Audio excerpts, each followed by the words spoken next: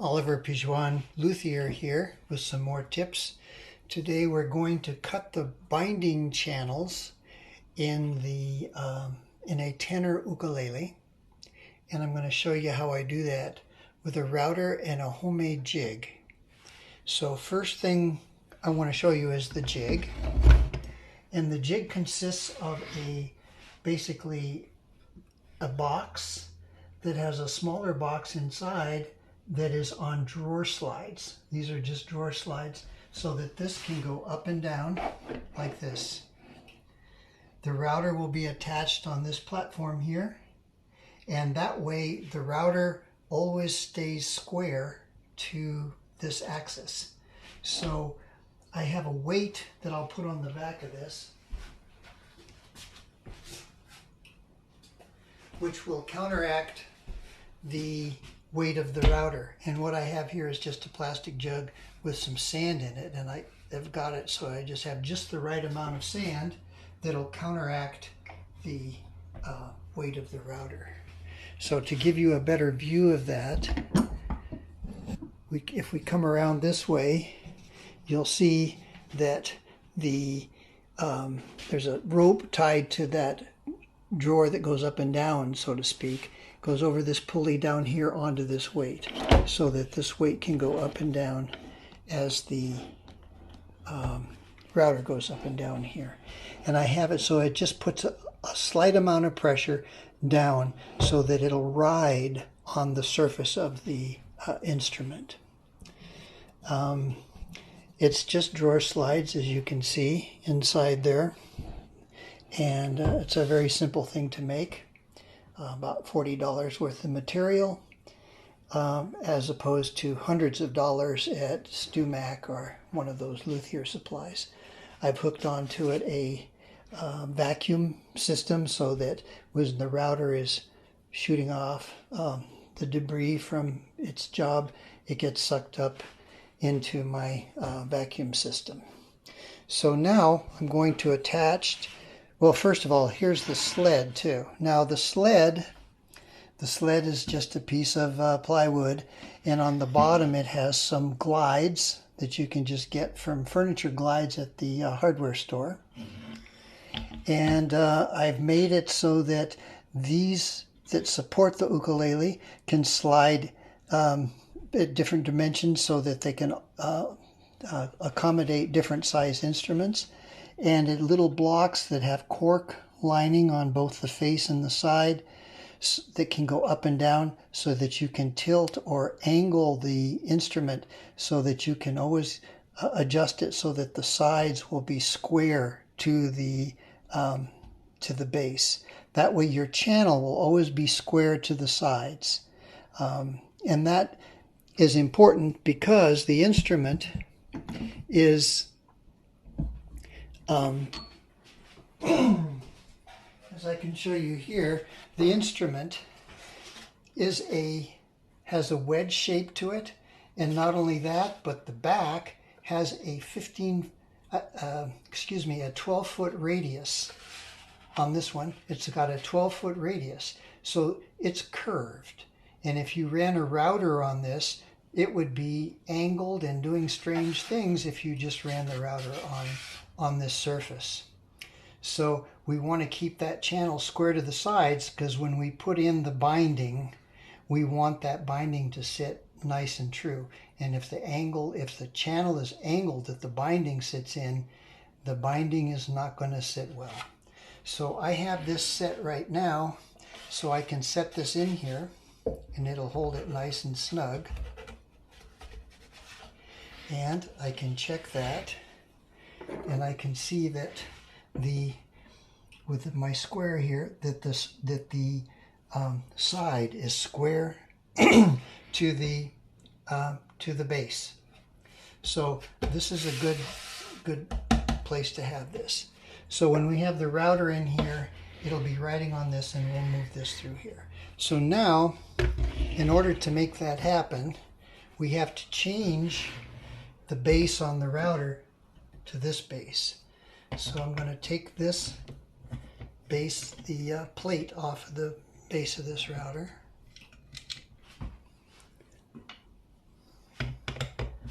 very easy to do, just 3 little screws.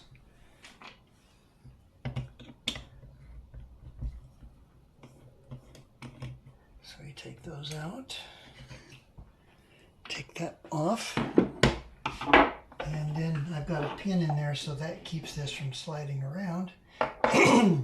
Now we take this plate and we put it on here. It's also got this plastic donut that I have on there that will ride on the instrument, and when there's a curve that keeps this front edge from hitting the instrument and throwing off of our cut. So now we'll put this base on here.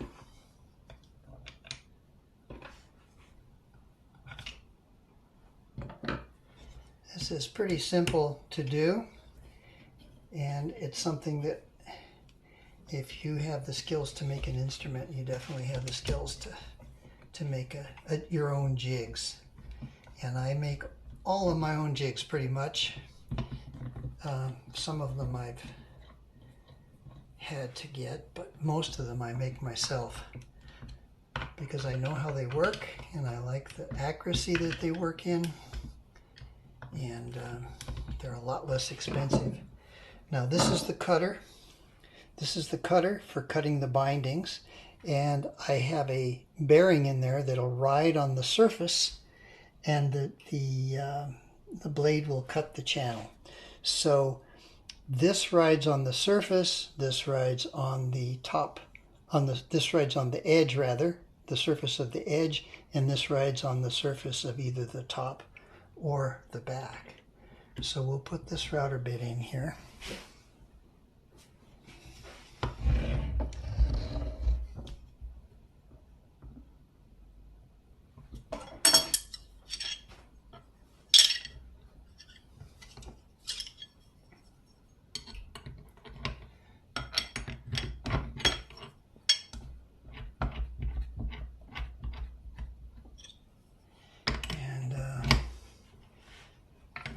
I've seen some people who try to cut these channels with a small little Dremel or a Fordham flexible shaft type motor, and I just don't think that they have the power necessary to do it. So now that we have that in there, you can see that we can adjust that in terms of height with the router. So we're going to put this, I'm going to put this out of the way so I don't damage it. I slide this in here, and then I put this pin in here to make sure that it holds it nice and steady. I don't have it plugged in yet. And so now I want to set this so that it cuts at the right depth. I have a little piece of binding here that I made before that I just use as a guide. So I can hold that here and see how deep this is cutting. It just looks like it's right there. Right there. That's a good spot right there.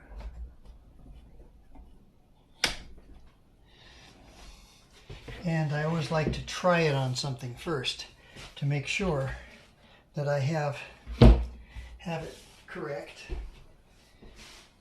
So for that, I just take a little piece of 2x4 or something, and we'll run it across that just to make sure that the channel that it cuts is going to work out. I'm going to have to raise it up a little bit so that it'll reach. And we'll just see if that works. So I'll plug this in. And my vacuum system that I have in my shop, I have remote switches so I can turn it on and off remotely. I don't have to be running over to the vacuum thing all the time and turning it on and on. So I can just turn it on from here.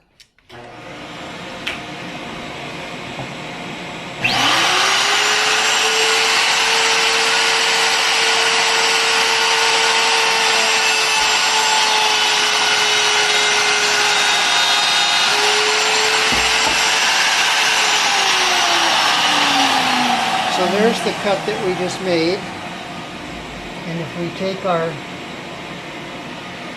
binding that we're going to use, we can see that it sits down just a little bit too low. But that's going to sit in there, flush on the side, which is what we want. And so it needs to come up just a little bit. I like it so it sits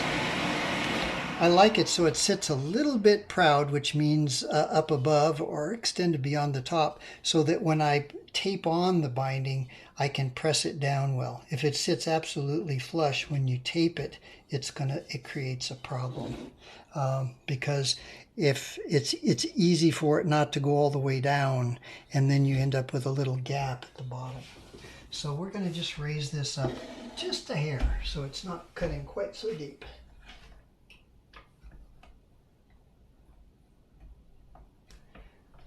Let's try that and see what that does.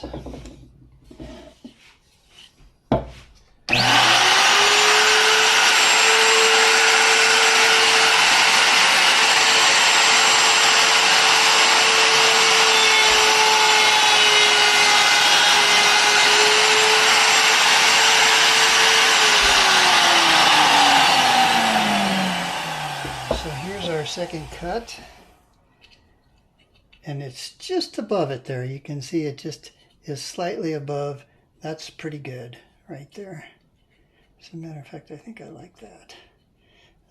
It's up enough that when we run the tape over, it's not going to be a slope down to tape this over onto the side. So I think that's pretty good right there.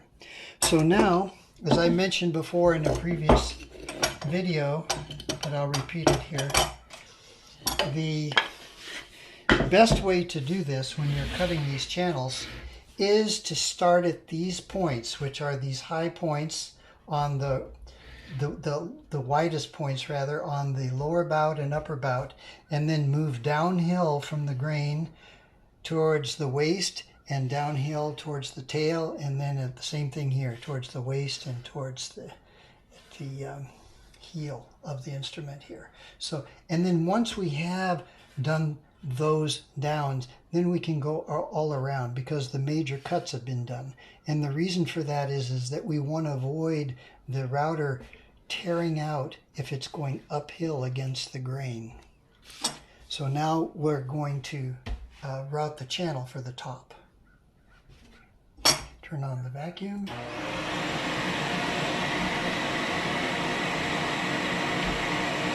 Everything is tight, so it's just totally tight. There we go.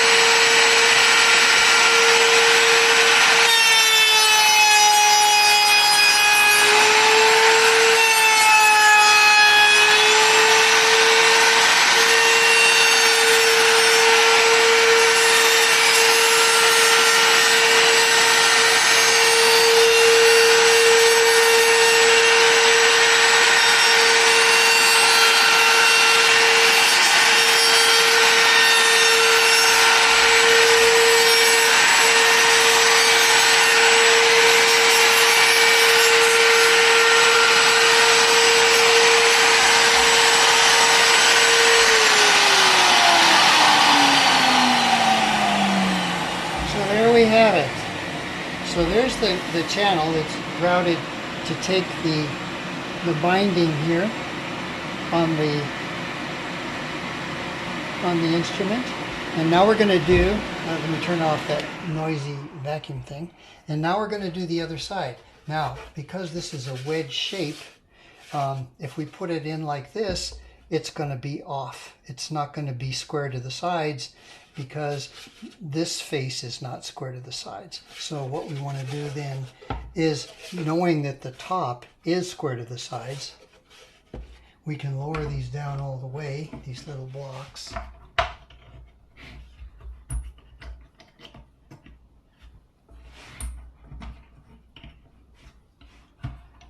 And that way they are parallel.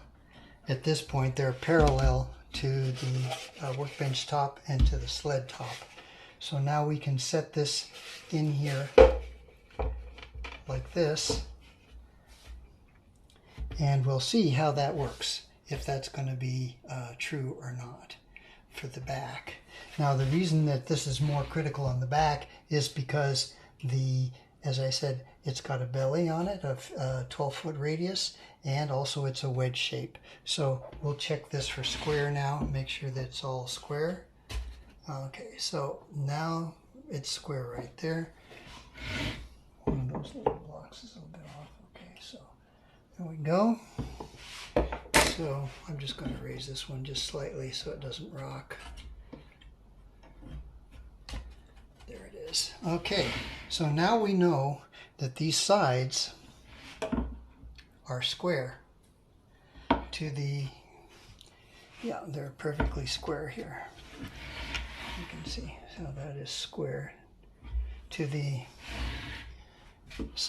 sides are square to this axis. So when we cut our channel, even though this has got a slope on it, the channel is going to be perpendicular to this and give us a way, so when we glue this on, it's going to be sitting correctly. So now we'll do these. Here we go.